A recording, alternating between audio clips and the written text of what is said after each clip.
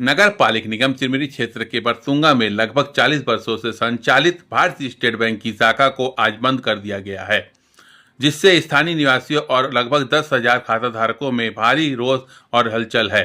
जानकारी के अनुसार बरसुंगा स्थित एसबीआई शाखा का विलय पास की कुरासिया भारतीय स्टेट बैंक ऑफ इंडिया शाखा में कर दिया गया है।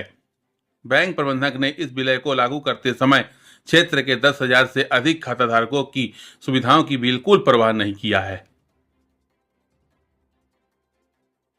नगर निगम चिरमिरी क्षेत्र के बरतुंगा में इस बार हम मौजूद है, जहां एक स्टेट बैंक हुआ करता था। आज दिनांक 1 दिसंबर 2025 से इसका विलय कुरासिया स्टेट बैंक में कर दिया गया है। 40 वर्षों से ये बैंक संचालित हुआ करता था, लेकिन बरतुंगा वासियों को ध्यान में ना रखते हुए इस स्टेट बैंक को डायरेक्ट भेज दिया गया कुरासिया स्टेट बैंक। यहाँ के जो उपभोक्ता हैं काफ़ी परेशान हैं कि हम जाएं तो जाए कहाँ। यहाँ से 5 किलोमीटर का दूरी है स्टेट बैंक, भारतीय स्टेट बैंक कुरासिया का। हमारे साथ यहाँ के वार्ड पार्षद मौजूद हैं स्वाबुद्दीन जी, इनसे सीधे चर्चा करेंगे कि किस प्रकार यहाँ के लोगों को परेशानियाँ हो रही है। जी स्वाबुद्दीन जी, ये जो भारतीय स्टेट बैंक 40 वर्षों से संचालित हुआ करता था, यहाँ के उपभोक्ता को अब किस प्रकार की परेशानियाँ होने वाली है?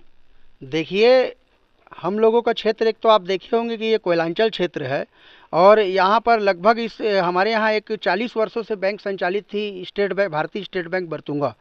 आज उसका विलय एसबीआई की हठधर्मिता से बिना संज्ञान के यहाँ के स्थानीय नेताओं के पार्षद तक को, मैं स्थानीय पार्षद हूँ, कम से कम मुझे तो लिखित में एक सूचना देना चाहिए कि आपके क्षेत्र का बैंक यहाँ से विस्थापन हो रहा है।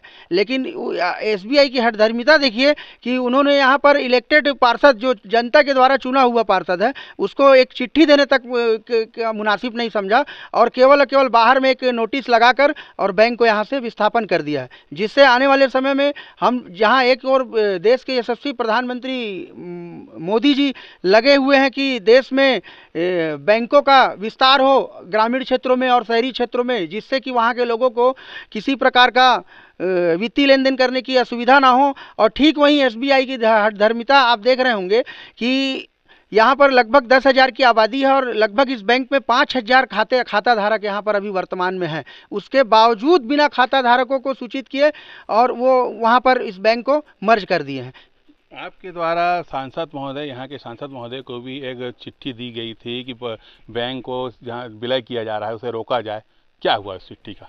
देखिए, सांसद महोदय को जैसे ही मैंने अवगत कराया, उन्होंने तत्परता दिखाते हुए इसका चिट्ठी बैरन बाजार, इनका जो मेन ब्रांच रायपुर में है राजधानी में, वहाँ पर उन्होंने मेल किया और उनसे बात भी किया। अब शायद अब ये क्या इनकी प्रक्रिया रही होगी, अब समझ में नहीं आ रहा है। एक चुने हुए सांसद तक को इन लोग महत्व नहीं दे रहे हैं देश में, जबकि पूरे छत्तीसगढ़ मध्य प्रदेश में वो एकलौती सांसद हैं और लगातार वो संघर्ष पब्लिक के लिए एकदम जुझारू रूप से वो काम करती हैं।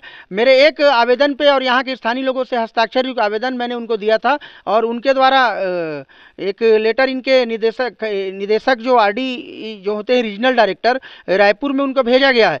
लेकिन अभी आज मैं यहाँ पर आया और बैंक मैनेजर से पूछ रहा हूँ तो इन्होंने कहा कि शनिवार को ही ये बैंक शिफ्ट कर मतलब बंद कर दिया गया, क्लोज हो गया है और अभी शिफ्टिंग का काम चल रहा है। आप बताइए कि यहाँ के क्षेत्र के लोग वित्तीय लेन देन कैसे करेंगे?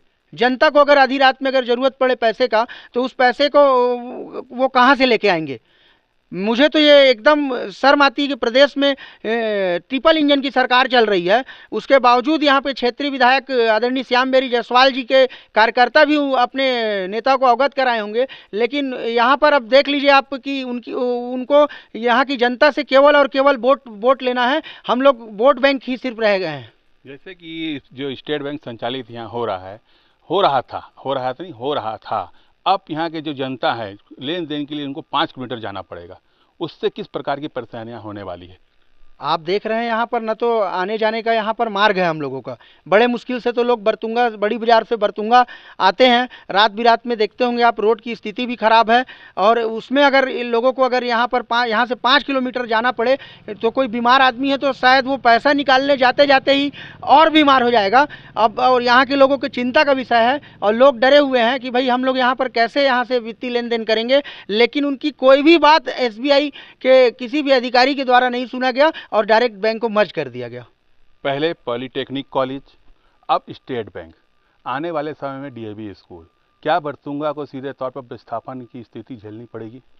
देखिए, ये तो स्पष्ट रूप से प्रदेश की सरकार जो यहाँ पर काबिज है, उनको ये बताना पड़ेगा लोगों को कि हम बरतुंगा को ताप देने की योजना बनाना चालू कर दिए हैं। एक एक संस्थान अलग अलग डेट पे, पहले डीएवी स्कूल का विस्थापन किया गया, प्राइमरी विंग का, उसके बाद पॉलिटेक्निक कॉलेज, हम लोग के सरकार में यहाँ पर पॉलिटेक्निक कॉलेज एक लेके आया गया था, जिससे क्षेत्र में चहल पहल रहे और यहाँ के लोग माइनिंग से कोर्स करके यहाँ पर यहीं के खदान में काम करने के लिए, इस सोच के साथ हमारी सरकार ने इस पॉलिटेक्निक कॉलेज का निर्माण किया था। और अब देख रहे हैं कि अब इसी कड़ी में बैंक भी यहाँ से चला जा रहा है। तो आखिर सरकार को ये बताना पड़ेगा कि बरतुंगा पूरी तरह से खत्म होने वाला है, या तो हम लोगों को किसी एक जगह विस्थापन करके एक जगह सभी जो यहाँ की संस्थाएं थी, चाहे वो बैंक हो, चाहे स्कूल हो, चाहे अस्पताल हो, और पूरे क्षेत्र के लोगों को एक जगह विस्थापन करके कहीं पर वो रखें। अन्यथा हम लोगों के साथ ये गोलमोल तरीका ना अपनाएं, नहीं तो जनता जागरूक है, आने वाले समय में इसका जवाब जनता जरूर देगी। हमारे साथ साबुद्दीन जी वार्ड पार्षद मौजूद थे। उनका साफ कहना है कि भारतीय स्टेट बैंक को विलय कर दिया गया है कुरासिया स्टेट बैंक में, और यहाँ के जो नागरिक हैं उन्हें काफ़ी परेशानियों का सामना आगे करना पड़ सकता है। लेकिन सबसे बड़ी बात ये उठती है कि यहाँ के लोगों को जैसे पॉलिटेक्निक कॉलेज का विस्थापन का सामना करना पड़ा, डीएवी स्कूल के प्राइमरी विंग का विस्थापन का सामना पड़ा, उसी प्रकार अब स्टेट बैंक के विस्थापन का सामना करना पड़ रहा है। आने वाले समय में हो सकता है कि बरतुंगा वासियों को विस्थापन का झेलना पड़ सकता है। Abhijeet Mukherjee, news India 24, MCV।